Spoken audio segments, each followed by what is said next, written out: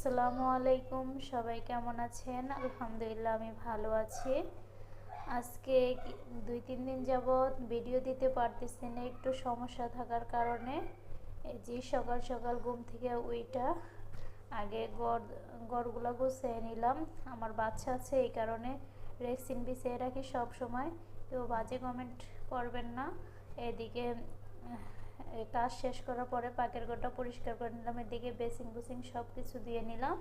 দেওয়ার পরে এখন দুপুরে রান্না করার জন্য এদিকে মুরগির পাক, কলিজা, গিলা, গলা এগুলো আর মাছ ভিজিয়ে নিলাম। এদিকে এগুলো ছুটার পরে পরিষ্কার করার পরে এদিকে মাংস রান্না করার জন্য সব কিছু কষিয়ে নিলাম।